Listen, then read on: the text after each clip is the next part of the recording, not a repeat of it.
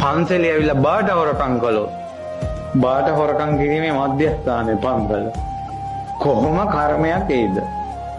බාට හොරකම් කිරීමේ විපාක මොනවද? සංසාරේ කිසිම රස්සාවක් හරියන්නේ නැහැ. ගොඩාක් කර්ම විපාක දෙන්න ගන්නවා. රස්සාවක් හරියන්නේ නැහැ.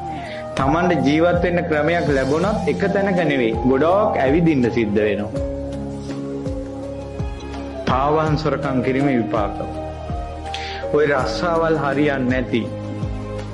ඊළඟට ගොඩාක් කරදර කර්ම විපාක වැඩි මිනිස්සුන්ට කර්ම විපාකේ තනුක කරන්න තියෙන පුණ්‍ය කර්මයක් තමයි පාවහන් පූජා කිරීම.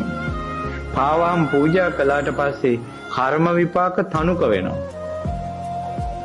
ඊළඟට තමන්ට අර රස්සා හරියන්නේ නැති එක කොතනකවත් පහසුවෙන් ඉන්න බැරි එක ඒව තනුක වෙලා යනවා. ඉතින් බාට හොරකම් කරා කියන්නේ කොහොම කර්මයක්ද? තමන්ගේ බාර දෙක නැති වෙච්ච එක ගැන හිත හදාගෙන යන්න අනුන්ගේ දෙයක් නම් අරන් යන්න එපා. බාට නම් හොරකම් කරන්න එපා. ඒක විශාල පාපයක්. මාරක වලින් බේරෙන්න තියෙන කර්මයක් තමයි පාවහන් පූජා කිරීම. මාරක වලින් බේරෙන්න. පාවහන් සොරකම් කළා කියන්නේ සසරේම මාරක එනවා යා ළඟට. හොඳ නැහැ. තමන් කරලා තියෙනවා නම් පාවහන් පුදන්න තුනුරුවන්න